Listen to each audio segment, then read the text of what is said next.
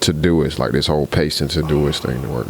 It's driving me nuts. Thank you for the reminder. I will look that up because I haven't found it. And I found an article on Reddit or a post on Reddit that was like, yeah, you can do that. Just make sure everything's on, a new line. I'm like, okay, I did that. I actually verified it this time when I pasted it into the entry field that there was an actual new line character there. Like, nope, still everything's all in the title. Like, it's driving me nuts. Hey, bro, let's get into this thing. It's Damashe and Michael, just talking tech. So what about Wi-Fi? What's going on?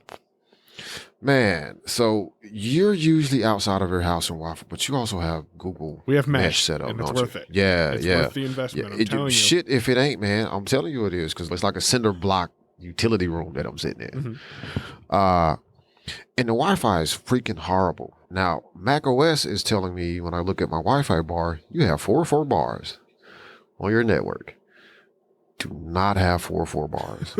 Because if I did, I would not be dropping the way that I am. And like I've noticed it with Zoom calls also. Now, the reason I said it, what I'm saying may sound a little babyish and whiny-ish to you and maybe even other people, is that usually when I'm sitting at my Mac, I have always had my house or apartment configured in such a way that I had an Ethernet cord plugged into my computer 90% of the time.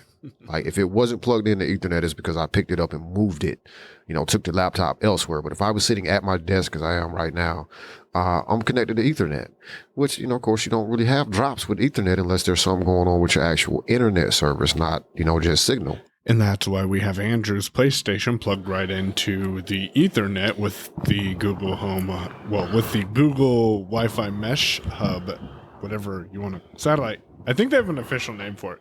It's plugged directly into Ethernet, into the one in the living room, and it allows him to not have any dropout when he's gaming. Now, I kind of have to agree with you because I haven't had Ethernet on a computer in, 2010 MacBook was the last one that I had, and I think the last time I used that was 2013. So 6 years? And then I don't think I was using Ethernet either primarily. I think I was still doing everything Wi-Fi just because of the convenience.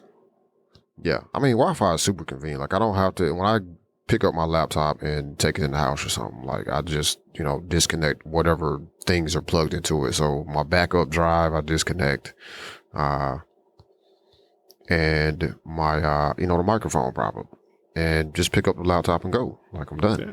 I'm using Chrome more often because I've had to switch out my right option S to jump me into Chrome because I'm on Android more this month. So if I'm going to pick something up, I'm not able to pick. Well, I don't know. Is there a Safari for? I'm not even going down that path. No, there's not a Safari for Android. Okay, good. The best you can do is to import like your bookmarks and history into Chrome. Bookmarks, like I've got thousands. Yeah, of them, I don't so either. Use them anymore. I don't either. Like I have some, and it's like I really want to go in and like delete all of them so they stop showing up on like new Safari pages on iOS. Like I see all these old bookmarks for little JavaScript. For rooting, Android version 4.4 is the one that keeps coming up for me. Good old XDA developers. Love it. But still, like, that's why I've been jumping into Chrome more, and by default, I tried jumping into the Google Doc into Safari. I did Option / and that dropped me into the search field, and you can type in something like voice, and it'll pop up with voice typing. If you type in dictate or voice in Safari after tapping Option S, because that keystroke will work, then you're able to find different options, but it's not quite what you're looking for, because what you're looking for is only available in Chrome. But one of the cool things you can do with the voice typing in Google Docs is you can tell it stop listening, and I discovered that as we were getting ready for today's episode. And that was just a command that, what was it, Windows 7 or Windows Me or 2000? So anyways, they introduced that option in Windows, and stop listening was a voice command that you could use to make Windows stop listening. I think you still can. And I just tried it, and it worked. And VoiceOver told me that it had stopped listening. And the recording device that I was actually using was the Pixel XL3 headphones plugged in via USB-C to the Mac in Chrome. And it picked up fairly decently. Like I'm impressed. And what I love about Google Docs dictation is You don't have the limitation. You don't have the limitation that you have when you are working with iOS, at least. Or is there that limitation on Mac? I'm not sure. Probably. Probably. But I actually haven't done a lot of dictation on the Mac to test it out. Like I said, I mean, like I literally, yeah, it does. And literally, like I told you, I just actually tried like long dictation with iOS the other day and realized like, oh, yeah, that's right. That's why, the Drafts developer, worked out his own little sort of hack around that situation so that you could dictate super long stuff into Drafts. And, that's where I do long dictation most of the time. So I think I'm trying to dictate you an iMessage or something. Like it cut me off. And I was like, wait, what? Hold on. I wasn't done. One thing to make you and other listeners aware of the Drafts thing, though, is it's not even like Google Docs that I've noticed. And I am pushing Google products because I'm using Google this month. But the Drafts, I think it cuts you off after 2 minutes or so, and it takes like 10 or 15 seconds. There's a visual notification out of it, and it replaces it with equal signs, and then it'll pick dictation back up. So just be aware of that does happen. I think there's a visual indication, but I'm not sure. And that's a limitation because from what I understand, what he's doing is he's looping the dictate action that you give permission to when you first do a dictation in Drafts. But Google Docs, I don't know what the limit is. I will say that in Google Chrome, it's an amazing experience. And having made the decision to encompass Android into my life more for the month of March, I figured that I needed to kind of go all in because when you're on the Mac, you're all in. You have, iCloud to store everything in. You have your messages that you can message people with, iMessages. And then you have iCloud email if that's something you are using, or you have your mail that you can set up and synchronize. And then you have Safari. Like we talked about Chrome and Safari and the differences earlier, but you have Safari to synchronize all your browsing history and everything. So I figured why not make the change? And I am using the Chromebook more too, which now that I'm more familiar with the experience of Android on the Pixel XL3 in a more normal environment, my experiences with the Chromebook that I'm using, I think it's a Samsung Plus, I'll look it up and put it in the show notes, is... I'm trying to figure out what I'm trying to say. You're sort of more comfortable with the environment on Chrome because you're using Android daily. So now a lot of the ways that Google chooses to handle things with their screen reader, whether it's Chromevox or TalkBack, are a little bit more consistent than it is jumping from, say, voiceover on iOS to the Chromebook, and it's like, geez, like you're in an entirely different world at that point. Right, but with Mac and iOS, it's the same world. Like, so it makes perfect sense when you sit back and think about it. Why some people have a lot of difficulties with it. Yeah, I mean, I can see there are people who have literally told me like they will not buy a Mac, not because they don't want to buy a Mac, but because they're forced to use. They have to use Windows for their day job. And it's like my brain can't handle working in Windows all day and then come home and switch over to Mac. Like it's a hard enough deal with an iPhone and a Windows computer. At least with the iPhone, like it's a completely separate device. So I guess it puts them in a different mental space because you're holding this thing physically in your hand and using your hands to manipulate it versus sitting at a keyboard typing. And two different OSs would be a little bit more confusing. Well, and that's a consistent platform for work applications and home applications either way. So they have the consistency of Windows on desktop and iOS on mobile. Mm-hmm. One of the things that I find interesting though, is there are people that do this. And I will really be interested to hear from any listeners that are blind that are doing this as well, that are 100% all in on Mac. Like it's Mac laptops, Mac desktops, whatever. That's their computing platform. Their desktop or laptop computing platform is Mac. But they have always, or for the majority of the time, been Android users. And Google makes that fairly simple to do. If you choose to use Chrome as your browser, you at least get the syncing of all of your history across devices. You can access your messages on the desktop in Chrome too, so that's pretty cool. There probably are ways, I'm certain that there are ways to keep your Safari history in sync with Google, if you chose to use Safari as your default browser. on the Mac. But, then you look at the rest of Google services, whether you're a Gmail user or a gSuite user, like, all of their apps are available everywhere. And we see Microsoft is actually trying to get into that space now too, where like all their apps are everywhere. Like they don't care if you're on a, Windows computer, Windows tablet, Mac, iPad, Android, they don't care. They're trying to get their apps everywhere. But Google actually figured that out, years ago. Like we just want to be everywhere. Like all of our apps are going to be everywhere. There are very few examples, with the exception of some either very newly released applications that are only on Android unless they're newly released or they're in beta. Man, I gotta tell you, like the Home Hub is interesting because like I have the Home Hub, but I didn't set it up. And I haven't actually used it other than to poke at it, like just to see if it's going to respond to me when I'm in a, like I was in the kids' room, which is, literally right off of our master bedroom. So I yelled and they're like, "Hey Google, what's the weather?" And it tells me the weather. Like, so I decided I was going to try something yesterday, just to test the whole, voice print analysis. So I said, "Hey Google, do I have anything on my calendar today?" And it came back and it told me, "I'm sorry, your voice does not match the voice print, so I can't tell you anything about any calendar events." I was like, "Oh, okay." I think they're upgrading the assistant in Google Calendar and they're making some changes in the background because some inconsistencies have been, like, there's been some inconsistencies. I have one of my Google accounts set with the female voice, my at Gmail account assistant set with the female voice.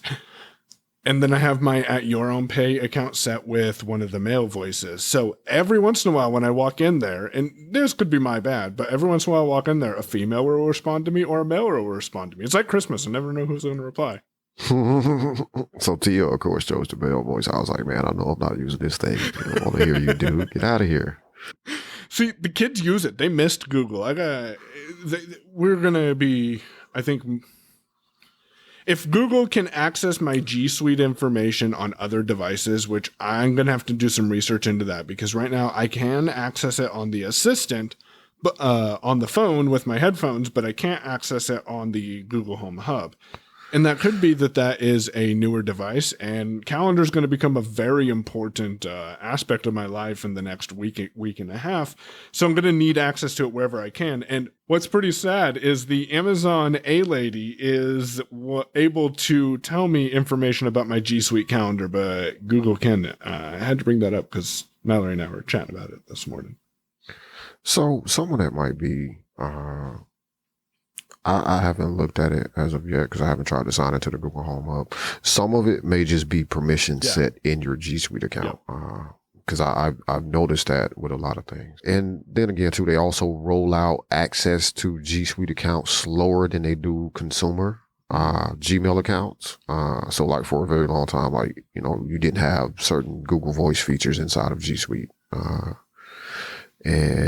Like I think when I first set up my Google Apps account back at that time, like I don't even think I could do Google Voice back then. And eventually I was able to.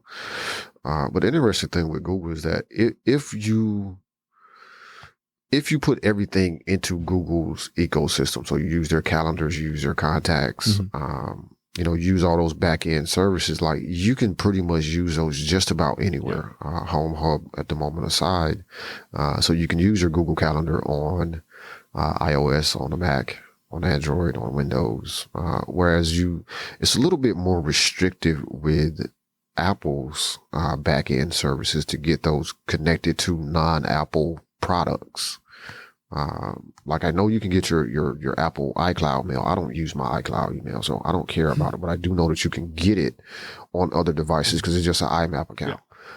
There are calendars, like you got to go do a little digging around to actually get the configuration that you use, to do it. And at this point, like that may have even changed, but it's difficult to get those, to get your iCloud calendar information, over there. Similarly with their contacts, like you have to do some Googling and digging and find some settings that you can use that somebody has sussed out to figure out how do I connect my, access my iCloud contacts on an Android device. Like it's a lot more painful. And I'm probably saying all this and there's some freaking app in the Android Play Store right now. And it's like, yeah, iCloud for Android. Like, right? I haven't looked. You can tell I ain't looked. We don't know everything about Android. You got to remember, we don't know everything about iOS. We've been using iOS for years, and I've been using Android for, I don't know what 3 weeks. So, I mean, a week. Oh, I forgot to tell you. I haven't told you this, so I got to tell you. We're announcing it first, and we're going to have information about it. I think that's what next week's AOTD is going to be. I was going to do Pocket Cast, but all right. So, have you heard of the Bose frames yet? No. Oh, look them up when you get a second. We can pause and you can look them up so you can learn about them. They're $200 they're $200 sunglasses that offer speakers that aren't bone induction speakers. However, they are in front of your ears, reflecting the audio back to your ears. So they should do less ear damage because you're not actually putting an earbud in. They're 46 grams, I think it is. I could be wrong. We'll have details at youronpay.com/DM38. And I didn't have $200 laying around, but I did have $60 laying around. And QVC, which is an amazing company that I always forget about, offers a 4-pay payment plan. So I should have them tomorrow, and we'll be checking them out. And I'll share my experiences. And then they're also doing some interesting audio augmented reality that I'm excited to play with. If you want more information, you can check out the Blind Abilities resource link under the resources heading at youronpay.com/DM38 or any other content that I start sharing about these cool things, because what I'm hoping they'll be able to do is like help guide me the last 10 feet, like to the door of the destination that Google Maps led me to. You know what I mean? Yeah. So we'll see how it goes. I could be overthinking it. It could be me overdoing it. But I also wanted another pair of Bluetooth headphones, and they're Bluetooth, and sunglasses, and 46 grams. And I'm like, those are earpods. I think I'm gonna pick these up and see where they go. And they're Bose, so the audio can't be that bad. I'll let you know how it sounds. Oh, and one of the reviews that I read online over the last day is that people are saying that you have to be like really close to the person to hear them, because that was my thought, is how much of this audio is going to bleed out into the public and how much is other people going to hear what I'm hearing. And apparently you have to be close to the person. We'll see how accurate that is when I actually get them. Yeah, but forgetting the name of them, the aftershocks didn't bleed nearly as much as I thought they would. And I had like the original version of the are you looking aftershocks. For aftershocks? Am I looking for aftershocks? Yeah, do you not right now? What are you using for Bluetooth? I am using some earbuds that I will drop a link to in the show notes, because I don't remember the name of them, that are true wireless earbuds. Do you have the sluggish issue with Bluetooth with them? I think you know what I'm talking about. Like with typing? Yeah. No, I don't actually with really? these. Okay. But these are actually Bluetooth 5, so I think that makes a big difference. Because I have a pair of the Aftershock headphones, and I didn't use them for a while because I don't like the sound quality, because I like my music. I like to hear what I'm listening to, and I don't like to feel what I'm listening to. I may be weird. And that's another reason why these intrigued me, is they leave my ears open so I can still hear my surroundings. And that's why I looked at the Aftershocks. I'm like, hey, best of both worlds. Hopefully I'll be able to actually hear the music and still be able to hear my surroundings is my goal. With the Aftershocks headphones, I always get the sluggish issue whenever I connect them. And so like if I swipe with voiceover, it takes a second and then I hear what I swiped to, and that drives me nuts. And so I don't use them. So the Bluetooth earbuds that I'm currently using, they are earbuds, so they have to go in your ear. They do not have that problem. Like I said, they are using Bluetooth 5. Right. I think you see less of that issue or none of that issue once you start getting to any earbuds that are Bluetooth 4.2 or later, that are using all of the proper, and I don't know all of them, but all of the proper protocols that Bluetooth support at that point. Because I can remember years ago, like it was very, very hit or miss if you got Bluetooth earbuds, whether or not you were like, I've sent back earbuds or headphones or whatever, just because like I would start typing or swiping on the iPhone. It's like I'll put my finger on the keyboard and 2 seconds later I'll hear E. It's like, okay, this ain't gonna work. Right. But yeah, these are Bluetooth 5. I'll drop a link to them in the show notes. And I'll drop a link to the glasses, which I think are 4.2. And in the interview that I heard that made me actually look into creative ways to get these because I don't have $200 right now. The person interviewed, and I don't remember his name, so I'll drop that in the show notes as well. He mentioned that he had heard of the Bluetooth lag issue, and I'm sitting there thinking, yeah, I have that issue every fucking day. And he said that he had heard of that issue, but he had never experienced it. And I'm like, oh, that's something I got to ask Damashe about when I mentioned the glasses to him. So. No, that is a real live thing. So, and there are two different kinds of lag. There's the lag that we're talking about from a screen reader user standpoint on mobile devices where, you know, there's a delay in you making a gesture and actually hearing the feedback come through the earbuds. There are also other delay issues that you just get with really crappy Bluetooth stuff where you'll hit play and it takes 2 seconds for your stuff to start playing. Like there's, right. You know, that's a general lag issue that a lot of people have complained about, just in general with Bluetooth as a, method of, you know, throwing audio around. Like that's one of the problems with Bluetooth is you know, the latency there. But yeah, the lag or the latency we're talking about is strictly like everybody else will love these freaking headphones. They sound great. Everything's good. There's no delay with audio playback. But man, you try to start flickering around the screen with voiceover or talkback, and it's like, yep, there's like, you know, total and that's delay. made me shy away from wanting to buy Bluetooth headphones. And I knew it wasn't there in AirPods, but still, like any other Bluetooth headphones, I just, nah. If you have any comment or you know anyone who is blind or visually impaired that is using the BSI Symbian automation suite on an FM station, please reach out to me on Twitter at Payon, P-A-Y-O-W-N, or he's on Twitter at Damashe, D-A-M-A-S-H-E. Show notes and more information can be found at yourownpay.com/DM38. You've been listening to Your Own Pay Podcast. If you've enjoyed today's episode, visit yourownpay.com/cast for exclusive content and to contact us today. We're eager to hear your thoughts and about how you're making this podcast your own. Thanks for listening. We'll be back soon. The Your Own Pay Podcast, yourownpay.com.